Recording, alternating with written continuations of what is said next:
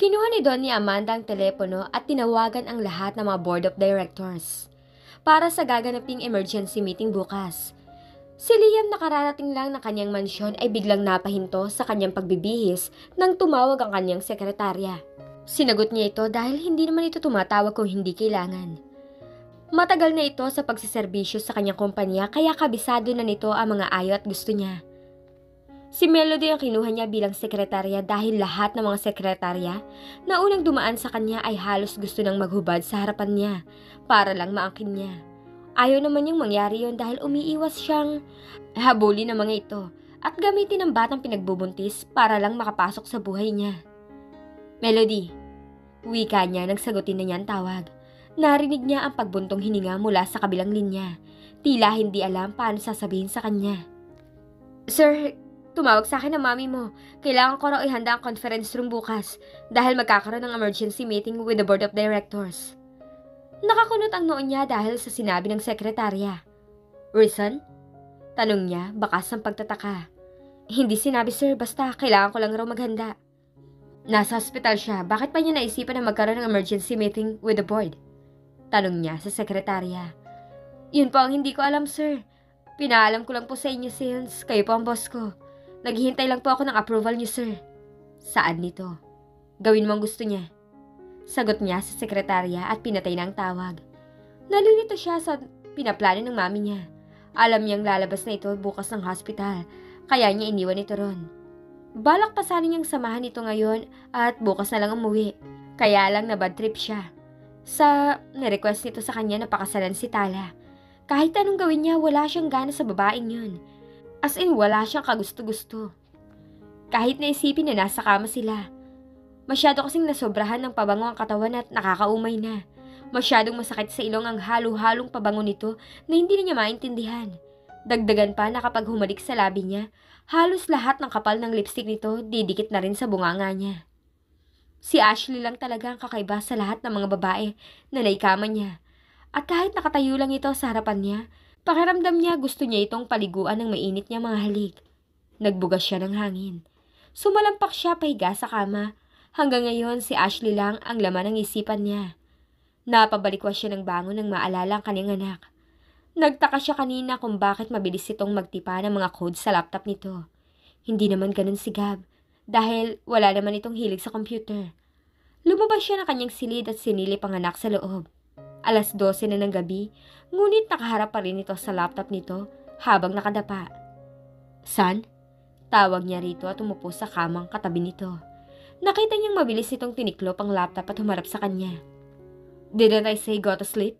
Why are you still awake? Bakas ang pagka-strikto sa boses niya. Hindi alam ni Sam kung anong isasagot. Hindi alam ng daddy niya na nauubos na niyang i-hack lahat ng computer nito sa loob ng mansyon. Maging mga system ng CCTV ay pinagpuyatan niyang i-connect sa cellphone at laptop niya. Gusto lang naman niyang ma-monitor ang bawat galaw ng daddy niya kung may iba pa itong babae bukod sa kanyang mami. Son, tawag ulit ng daddy niya. Hindi siya sumagot. Kusa na lang siyang yumakap rito at nagpalambing. I miss you, Daddy. I didn't get any sleep since I was watching the clock for your return. Sagot niya, dahilan upang makaramdam ng konsensya kanyang ama. Gumanti lang ng yakap si Liam sa anak. Ngunit nagtataka siya kung bakit nag-iba na naman ang habit nito. Hindi ganito si Gab sa kanya. Nagtataka siya paano na naman nagkapalitan ang mga anak nila ni Ashley. Pinatayo niya ang anak niya at biglang binaba ang pajama nito. Nasindak siya nang makita na hindi lalaki ang ari ng anak niya, kundi babae. Daddy! Napatili si Sam dahil sa ginawa ng kanyang ama. Mabilis siyang tinaas ang kanyang pajama at panloob. Namutla siya habang nakatingin sa kanyang ama. Matagal na nakatitig si Liam sa kanyang anak. Hindi niya namalayan na nanlalabo na pala ang kanyang mga mata habang nakatitig rito. Hindi niya mapigilan ang emosyon niya. Agad na niyang niyakap ang anak. My angel. Bigkas niya habang niyayakap si Sam ng mahigpit. Daddy! Naiiyak na wika ni Sam habang nakayakap sa ama. Do you know who we are already? Humihikbi na tanong ni Sam. Kumalas si Liam ng yakap sa anak at hinaplos ang pisngi nito. Yes, my little angel. Alam na namin ang mami mong tungkol sa inyong dalawa. Kaya next time, No more switching with Gab na hindi namin alam. Really, Daddy? Bakas ang saya sa mukha ni Sam. Do you think we'll be able to move in with Mommy now? Napalunok ng laway si Liam dahil sa iniisip ng anak niya. Baby, we don't know if your mommy will agree. Sagot niya dahilan upang mapalitan ng lungkot ang mukha nito. Hinaplos niya ang buhok ng anak at pinaupo sa kanyang kandungan. Tell me, do you know if your mom has a new boyfriend? Tumingala si Sam sa kanyang ama. May girlfriend na ang daddy niya at ikakasal na ito. Mahal niya ang daddy niya, ngunit sa ngayon, kakampi siya ng mami niya. Ayaw niyang masaktan ng mami niya kung hindi rin naman pala sila kayang panagutan ng kanyang ama. Humaba ang nguso niya. Someone is trying to get her affection, Daddy. Isa na rin si Tito Sammy. So many of them are out there. When they come to see Mom, they always bring me chocolates. Pagbibida ni Sam. Nakita niya ang pag-iba ng ekspresyon ng mukha ng kanyang ama dahil sa sinabi niya. Baby, would you like them to be your dad? Tanong muli nito sa kanya. That's a no-brainer. I want you to be my dad. But Mom will be broken-hearted if you marry someone else. Halata ang lungkot sa boses nito. Nakaramdam ng guilty si Liam sa sarili. Natuwa siya sa sinabi nito na maapektuhan si Ashley kapag nagpakasal siya sa iba. Ngunit paano naman ito nalaman na ikakasal na siya? Sinabi ba ni Ashley sa anak niya? Agad siyang nagpaliwanag. Baby, I will not marry another woman, but only your mom. Bakas ang sobrang saya sa mukha ni Sam dahil sa sinabi ng kanyang ama. Dahilan upang paulanan niya ng halikang pisngi nito. Promise, you will die if you lie. Banta pa niya, dahilan upang muling mapalunok ng laway si Liam. Mukhang isinumpa pa siya ng anak niya kapag hindi siya tumupad sa pangako niya. Yes, baby, I swear. Pangako niya at nag-cross finger pa siya sa anak. Just keep other men away from your mommy, okay? Dagdag niyang sabi, na sinang-ayunan naman ng anak. Deal! Agad namang sagot ng kanyang anak. Mukhang may katulong na siya sa pagbabantay kay Ashley. Ayaw niyang may ibang lalaki na lumalapit na rito maliban sa kanya. Matapos niyang patulugin ng anak, agad na rin siyang bumalik sa kanyang silid. Parang nakalutang siya sa alapaap dahil nakilala na rin niya sa wakas ang babaeng anak niya. Kahit na hindi pa sila personal na ipinapakilala ni Ashley sa isa't isa. Si Ashley kaya, nalaman na rin na si Gab ang kasama nito ngayon? Sa loob-loob niya na nakahiga na siya sa kama. Kinabukasan, nagising si Ashley dahil sa magkasunod na pag-ring ng cellphone niya. Sammy, tamad niyang wika rito habang nakapikit pa. Kahit paano medyo gumaan na rin ang pakiramdam niya. Nahihilo pa siya ng konti ngunit kaya na niyang sarili. Kumusta na pala ang kwintas? Nakuha mo ba? Naalala niyang itanong. Yes, Miss President. Hindi ko alam kung saan pumunta si Mr. Castillo kahapon. Pero hindi na siya pumatol sa bid ko. Nakuha ko ang kwintas mo sa halagang 7 million. Sagot nito. Siya lang ang nakakaalam na hinabol siya ni Liam kahapon kaya tuluyang nakuha ni Sammy ang kwintas. Good job, Sammy. Nakangiti niyang sagot. Bakit ka pala napatawag? Tanong niya. Narinig kang balita mula sa board members ng CAS na magkakaroon ng emergency meeting ngayon na alas 9 ng umaga sa request ni Chairman Amanda. Para saan raw ang nasabing meeting? Curious niyang tanong habang nakahiga pa rin. Para sa'yo. Agad na sagot nito na nagpadikit ng dalawang kilay niya. At ano naman ang tungkol sa akin na kailangan pa niyang magpatawag ng emergency meeting? Gusto niyang ipatanggal ka bilang company consultant ang CEO. Ayaw kasing pumayag ni Liam na palisin ka, kaya ang chairman na nagdesisyon. At alam mong kayang gawin niyo ng chairman. Natigilan si Sammy nang biglang humagalpak ng tawa si Ashley dahil sa narinig. Then let her remove me from my job. Excited na sagot ni Ashley. Pero akala ko ba gusto mong magtrabaho sa kanila? Takang tanong ni Sammy. Noon yun. Pero nakuha ko na ang gusto kong sagot sa mga katanungan ko noon. Gusto ko na mag-move forward sa mga plano ko. Sagot niya rito. So anong plano mong gawin ngayon? Pupunta ka pa rin sa CAS? Of course. Gusto ko makilala ang lahat ng mga board members ng CAS. Pakitimbre ang ibang board member na huwag magpahalata na kilala nila ako. Ayokong makatunog si Liam kahit na si Amanda kung sino ako. Hindi ko pa nahahanap kung sino ang gustong tumapos sa akin. Utos niya rito. Masusunod, Miss President. Magalang na sagot ni Sammy bago pinatay ang tawag. Bumangon si Ashley mula sa paghiga at diretso siya sa banyo upang maligo. Kailangan niyang umattend ng meeting. Mamayang gabi pa naman ang selebrasyon ng kanyang welcome party sa Saria Hotel. Gusto muna niyang mag-enjoy kung ano ang palabas ng donya. Hindi alam ni Liam na 50% ng shares ng kumpanya ng Cass ay pagbagmay-ari na niya. 5 sa board members nito ay tauhan niya. At bawat isa sa mga ito ay mayroong tig 10% na capital shares sa kumpanya. Since alam na niya na si Gab ang kasama niya ngayon, siya na lang ang kusang naghatid sa school nito. Exclusive lamang para sa Castillo clan.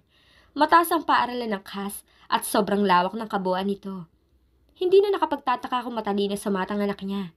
Nakuha nito kay Liam ang mataas na IQ nito. Sabi pa nga nila hindi isang Castillo ang anak mo kung hindi ito matalino sa math.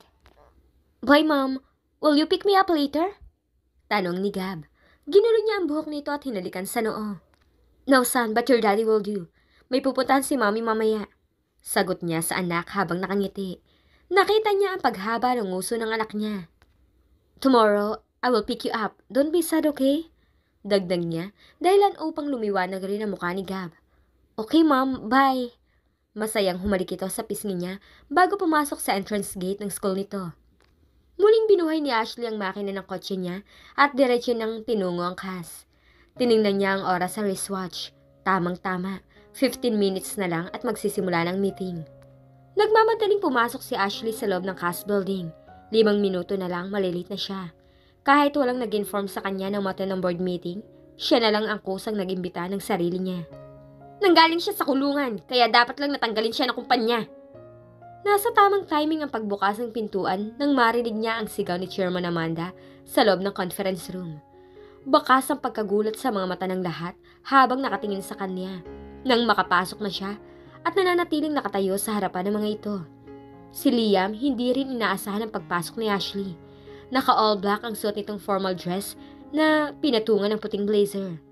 Nakapasod pa itaas ang mahaba at blonde na buhok nito na nababagay sa perfect shape nitong muka. Light makeup lang ang inapply nito sa muka, ngunit masasabi niyang nakuha ni Ashley ang timpla na gusto niya sa isang babae. Parang gusto niya itong buhatin at dalhin sa loob ng pribadong silid. Para lang yakapin. Nanggigigil na naman siya na halikan ang nag-aanyaya mga labi nito. Ang ibang board members na nakakakilala kay Ashley, agad lang yumuko, tanda ng paggalang rito. Ngunit hindi ang mga itong nagpahalata na si Ashley ang niyuyukuan nila. Akala lang ng iba na yumuko lang sila upang hindi madamay sa galit ng chairman. And what are you doing here? Galit na tanong ni Chairman Amanda sa kanya nang makitang tinuloy niya pa rin ang pagpasok sa loob sa kabila ng hindi pag-welcome sa kanya. Narinig kong para sa akin ang emergency meeting na to, kaya normal lang na nandito ako ngayon para marinig ko ang dahilan. Bakit nagkaroon ng agarang meeting? Sagot ni Ashley at sinadya pa na umupo sa harapan ni Chairman, katabi ni Liam. Nasa gitna si Liam ng 2 babaeng malapit sa puso niya. Bigla siyang nakaramdam ng pamamawis ang noo, ngunit hindi niya yung pinahalata. Bang! Hinampas ni Chairman ang mesa. Nakita niyo na ang kalokohan ng babaeng to? Ito ba ang babaeng karapat-dapat na maging company consultant? Paano natin iaasa sa babaeng tong tagumpay na kumpanya? Gayong kahit simpleng good moral and right conduct lang, hindi nito alam. Ma'am! Saway ni Liam sa ina. Ikaw ang higit na nakakaalam ng proper way of using good moral and right conduct sa kumpanya mo. Chairman Amanda, kinakausap lang kita ngayon ayon sa kung paano mo ako kausapin. Madiin na wika ni Ashley. Ramdam ni Liam ang tensyon na namamagitan ngayon sa 2 babae sa buhay niya. Nang makita niya ang hindi maipinta na mukha ng ina at nakahawak na ngayon sa dibdib nito, agad niya itong pinakalma. Mom, please. Hindi kailangan na daanin mo to sa init ng ulo. Kailangan natin si Ashley sa kumpanya dahil sa kanya kaya natin nakuha ang top world. Malumanay na paliwanag ni Liam. Ako ang chairman of the board rito. Kaya ako ang may final say, Liam. I want her to leave. Mataas ang boses ni Chairman Amanda na binalingan ng anak. Kung ikaw naman palang may final say, bakit ka pa nagpatawag ng board meeting? Hindi ba dapat sarili mo na lang? Gusto mo akong patanggal, bakit hindi mo na lang gawin? Total, ikaw naman palang final say at hindi mo kailangan pang kunin ang approval ng lahat ng mga nandito ngayon sa loob. Concerned ka sa kumpanya mo. Dapat hinayaan mo na ang lahat ng mga ito gawin ang mga trabaho nila. Hindi yung tunganga sila rito sa loob ng conference room at makikinig sa dakdak mo. Wala naman palang silbi ang topic dahil ako lang naman palang problema mo. Nakayom ng chairman ang kamao dahil sa mga sinabi ni Ashley. Lihim lang na sumusulyap ang 5 board member na mga tauhan ni Ashley sa kanya. Ngunit sulyap na mayroong paghanga. Kahit ordinaryong babae na humarap ang boss nila sa chairman, andyan pa rin ang angas at palaban nitong ugali. Sisiw lang sa babaeng boss nila ang mga katulad ni Chairman Amanda, kumpara sa mga maladragon na nakalaban nito sa States. Kung alam lang nila kung gaano kabangistong babaeng boss nila, hindi nga ito natakot na paputukan ang kalaban nito sa harapan nila. Napapailing na lang sila. Alam nila na mahihirapan si Chairman sa kanilang babaeng boss. Ang ibang board members hindi makapaniwala dahil sa tapang na pagsagot ni Ashley. Galit na tumayo si Madam Amanda at dinuro-duro si Ashley. Wala kang karapatan na pagsalitaan ako ng ganyan. Walang aral. Nagpipigil sa galit si Chairman Amanda. Paalisin mo siya, Liam, ngayon din. Hindi naman siya kasali sa board members para pumasok rito. Biglang nakaramdam ng stress si Liam sa dalawang babae ngayon sa kaliwat kanan niya. Umikting ang panga niya na binalingan si Ashley. Alam niyang palaban nitong babae. Ngunit kalalabas lang ng hospital ng mami niya. Ashley, please. Mamaya na lang tayo mag-usap. Nakikiusap ang mga mata ni Liam. Lihim pa niyang hinawakan ang kamay ni Ashley sa ilalim ng mesa, ngunit tinabig yun ng babae. Tumayo si Ashley at ngumiti kay Liam. Sure, pero gusto ko lang itanong. Akala ko ba mga board members lang ang kasali sa meeting na to? Paano naman nangyari na ang isang modelo naging board member na rin ng CAS? May ibig sabihin ang mga tanong niya dahil nakatuon ang direksyon ng kanyang mga mata sa gawin ni Tala, nakatabi lang din ni Chairman Amanda. Watch your mouth, Ashley! Nandito ako para samahan si Tita Amanda dahil kalalabas lang niya ng hospital. Paaway effect na sagot ni Tala. Oh, hindi ko alam na isang modelo ay naging nurse na rin pala ngayon. O tamang sabihin na naging yaya na rin? Mapang-uyam niyang sagot, dahilan upang pamulahan ang mukha si Tala dahil sa galit. Sisirain talaga niya ang magandang meeting na ito. Hindi niya gusto ang bungad ng mga ito kanina, pagpasok niya. Sila ang unang nag-down sa kanya at hindi niya yung papayagan. Mabilis na tumayo si Tala at hinagis ang folder na hawak niya sa mukha ni Ashley. Kinuha rin yun ni Ashley at hinagis pabalik sa mukha ni Tala. At mas malala pa ang ginawa niya. Enough! Galit na hinampas ni Liam ang mesa nang makitang balak ni Tala na gumanti kay Ashley. Binalingan ni Liam ang babaeng pumukaw sa puso niya. Galit niya itong sinigawan. Get out! Nai-stress na siya. Iniiwasan niyang atakihin na naman sa puso ang mami niya dahil hawak-hawak na nitong dibdib. Matagal na nakipagtitigan si Ashley kay Liam. Matapos siya nitong singhala na umalis. Kung sa bagay, ano ba naman ang panama niya? Fiancé at mami nito ang kalaban niya. Medyo may bahid ng kirot sa loob ng dibdib niya, ngunit sanay na siya. Mula pa kay Kevin noon, nasanay na siya na masaktan. Bungakala niya nagkaroon na ng kalyo ang puso niya sa dami ng sakit na pinagdaanan niya. Akala niya hindi na madudurog pa ang puso niya dahil matagal na itong durog. Ngunit hindi niya inaasahan na unti-unti pala itong nabuo ni Liam, para lang punitin uli. Nagbabadya ang luha sa sulok ng kanyang mga mata, ngunit hindi niya hinayaan na bumagsak ang mga yun. Taas na o pa rin siyang humarap sa lahat at nakipagtitigan kay Liam. Okay, fine. Ito ang resignation paper at withdrawal ng contract ko, sir. Diniinan niya ang pagtawag ng sir dito bago niya ito tinalikuran. Matagal na nakatulala si Liam habang nakatitig sa resignation ni Ashley. Umangat siya ng mukha at sinundan ng tingin ang nakaawang na pintuan ng conference room. Naabutan ng kanyang mga mata mula sa labas ng pintuan na sinalubong ni Mr. Sammy si Ashley habang nakayakap. Tinapik-tapik ang likod nito. Naalala niyang sinabi ng anak niya na isa si Sammy sa may gusto kay Ashley. Bigla siyang nakaramdam ng kakaibang init sa loob ng dibdib niya na hindi niya mawari kung ano. Is he jealous? Kailan pa? Binalingan niya ang mami niya at ang lahat ng mga board members. This meeting is over! Wika niya at malaki ang mga hakbang na lumabas ng conference room. Liam! Narinig pa niya ang sigaw ng mami niya, ngunit wala siyang pakialam. Nasaktan rin siya sa ginawa niya kay Ashley kanina. Hindi niya dapat ginawa yon. Mr. President, ano na ngayon ang bagong plano mo? Pauwiin mo na ba ako? Pabulong na wika ni Sammy kay Ashley habang naglalakad sila palabas ng CAS building. Taas na o pa rin ang anyo ni Ashley na parang wala lang nangyari. Ngunit sa loob ng puso niya, nasaktan siya sa ginawa ni Liam na pagtaboy sa kanya. Kung sa bagay, wala naman siyang karapatan na masaktan. Pero bakit ganitong nararamdaman niya? Parang durog na durog ang puso niya kapag naalala ang mga titig nito sa kanya. Bakit ganito siya kaapektado sa lalaking yun? Ama lang ito ng mga anak niya at walang namamagitan sa kanila. Gusto niya munang magpalamig. Binalingan niya si Sammy. Halika, samahan mo muna ako mag-shopping. Kailangan kong bumili ng damit na susuotin ko para mamaya sa event na pupuntahan ko. Humawak siya sa braso ni Sammy gaya ng nakasanayan na niya. Ngunit hindi man lang dumapo ang kamay niya sa braso ni Sammy nang bigla na lang may humatak sa mga kamay niya. We need to talk. Wika ni Liam sa kanya. Madilim ang anyo nito, halata na nagpipigil sa galit. Agad siyang nagpumigla sa hawak nito. What? Ano pa ba ang dapat natin pag-usapan, Mr. Castillo? Galit niyang tanong rito. Hindi ka aalis. Garalgal ang boses nito. Hindi niya alam kung dahil ba sa pinipigilan nitong galit sa kanya. At bakit? Hindi ba't pinalis mo na nga ako sa board meeting niyo? Dahil pumayag ka sa kagustuhan ng mami mo? Pagalit niya ring sagot rito. That's why we need to talk. Madiin din itong wika sa kanya at naamoy na naman niya ang mainit at preskong hininga nito nang lumapit ang mukha nito sa mukha niya. Mr. Castillo, I think fair naman ang ginawa ni Miss Marana na mag-resign. Hindi kita kinakausap! Singhal ni Liam dahilan upang tumigil si Sammy sa pagsasalita. Parang may bahid ng selos sa mga tingin nito sa kanya. Nagulat ang lahat ng mga empleyado nang sigawan ni Liam ang Vice President ng Top World. Tila wala itong pakialam kahit Vice President man ito ng malaking kumpanya. At si Brian lang ang nakakaalam ng hidden identity ng boss niya. Napailing na lang ito habang nakamasid sa ginagawa ng kanyang boss. Literal na wala itong kinatatakutan. Napabuga ng hangin si Sammy sa ginawa ni Liam. Kung hindi lang sa babaeng boss niya, kanina pa niya pinatulan ito. Upang matigil na ang komosyon sa loob ng kumpanya, tinapunan ng masakit na tingin ni Ashley si Liam at mabilis na naglakad palabas ng building.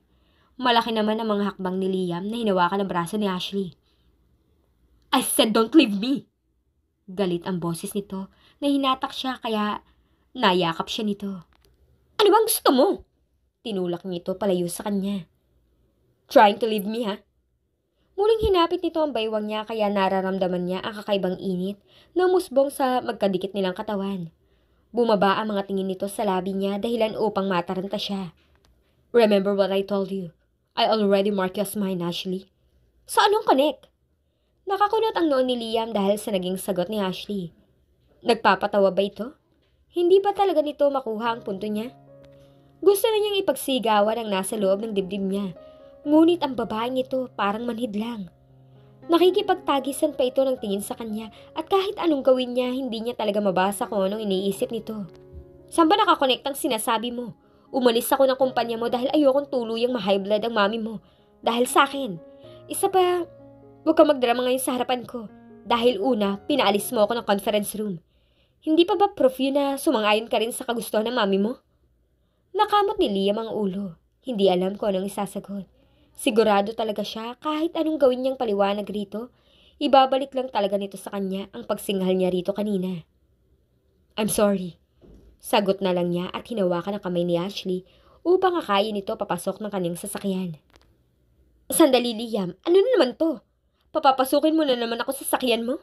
Pagkatapos iiwan ko na naman dito ang sasakyan ko? Naiinis na wika niya. Susunduin natin ang mga bata sa school. Gusto kong mag-lunch tayo ng sabay. Sagot nito at pinilit siyang pumasok ng kotse. Ngunit ayaw pa rin niya. No, may ibang lakad ako. Ikaw na munang sumundo sa kanila. Halos magdikit na ang dalawang kilay ni Liam sa sagot ni Ashley. Saan ka pupunta? Pupunta ng mall. Bibili ng susuotin ko mamaya sa welcome party sa akin ng daddy ko. Sagot ni Ashley at tinalikuran na si Liam. Ngunit mabilis nitong hinatak ang kamay niya. Halika na, sasamahan na kita. Saad nito at dinala ulit siya upang pumasok sa kotse nito. Binalingan siya nito nang makapasok na sila sa loob. Hinawakan nito ang baba niya at hinaplos ang thumb finger nito, ang natural na pula ng labi niya. I'm sorry sa ginawa ko kanina, hindi ko sinasadya. Kinuha nito ang kamay niya at buong pagsuyo na dinala sa labi nito. Hindi siya sumagot. May sakit sa puso si Mami kaya umiiwas lang ako kanina na magkasagutan kayo. I know palabahan kang babae. Which is nagustuhan ko. Gusto sanang isatinig ni Liam ngunit hindi niya ginawa. Pero sana maintindihan mo na inako siya. Hindi bali ng sitalang sa bunutan mo or what. Hindi ako mangingialam. Ayoko lang na mag-away kay ni Mami. Dahil umaasa ako na balang araw tatanggapin ka niya. Tatanggapin for what? Nalilitong tanong ni Ashley. Ngayon pa lang hindi na sila nagkakasundo ng mami nito. Ano pa ang asahan nito sa kanya? Gusto kong tanggapin kanyang ina ng mga anak ko. Sagot agad nito. Narinig niya ang malalim na pagpapakawala ng buntong hininga nito at saka muling nagsalita. My little sugar, gusto kong hindi tayo magkaproblema pagdating kay Mami at sa mga anak ko. Kaya sana pagpasensyahan mo na si Mami. Hinatak ni Ashley ang kamay niya mula sa pagkakahawak ni Liam. Wala akong pakialam kahit ayaw mo ng mami mo para sa akin bilang ina ng mga anak mo. Hindi ko iniluwal ang mga anak ko para sa kanya at mas lalong kaya kong buhayin ng mga anak ko nang hindi umaasa sa yaman niyo. Alam kong mahal na mahal mo ang mami mo at hindi ako kokontra doon. Pero wag lang sasagarin ng mami mo ang pasensya ko.